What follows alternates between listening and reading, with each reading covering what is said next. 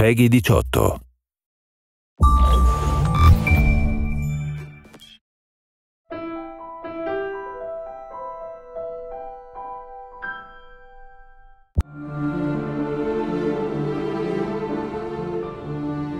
Assassin's Creed is really about history and credible world. We're playing with a history that is, without trying to spoil things, extends back, anywhere from 80 to 100,000 years from today and extends as far into the future as, we have time to make games. Two specifics about Assassin's Creed. The first one, it's a huge universe spanning across many different mediums with many different characters, events, locations.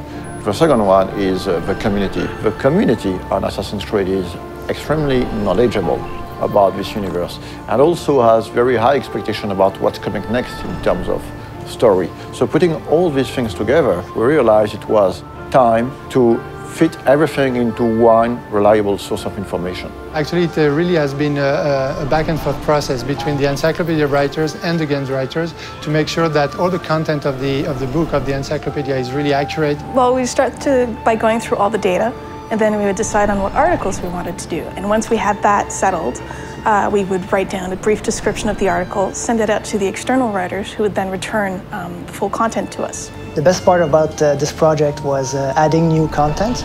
Every time you get a chance to work on a brand like Assassin's Creed, it just makes your day, We are covering and unveiling a lot of information on characters such as Altair, Ezio, Desmond Miles, Subject 16, but also new assassins such as Shao Jun.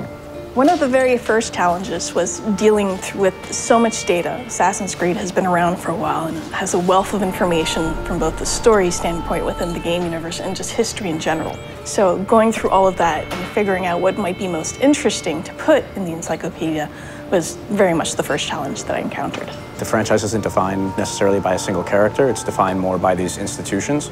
So we have the option of moving in and out of different historical periods, different geographical locations, different individual important events throughout human history. And so we have a wide variety of options, a lot of different material that we can mine for ideas and stories. Imagine this project as a huge puzzle with thousands of different pieces involving a lot of different people. We have tools to track all the narrative threads that we're creating. So we have database, we have Bibles, we have some visual guidelines. So my main role is to make sure everything fits together. So what we did was we tried to match specific kinds of content to writers whom we knew or figured would be interested in writing that kind of stuff. Some of the biggest experts on Assassin's Creed are actually within the community. So when the time came to start writing the encyclopedia, we realized it would be very good to try to seek one writers coming from the community. So I heard about the job writing for the encyclopedia on the UB Workshop website,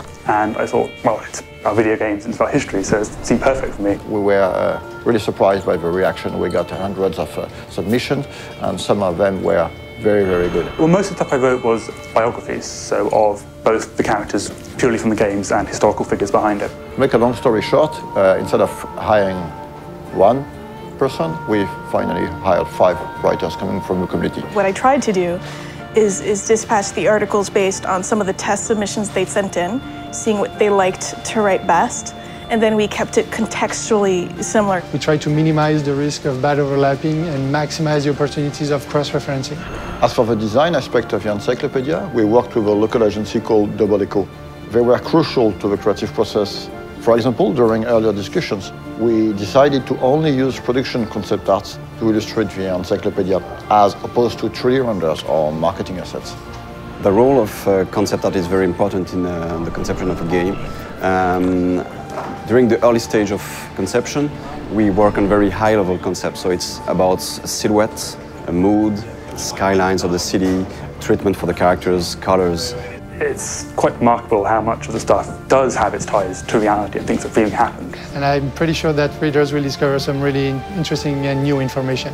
For example, in the encyclopedia, we're gonna reveal some information about the Templars, among other things, but actually the encyclopedia is gonna have some spoilers, so if you haven't played the game, just wait to read it. This encyclopedia is available in Europe in the Animus edition that you can find at retail. For more information, check on assassinscreed.com, and it is also available as a standalone worldwide on ubworkshop.com.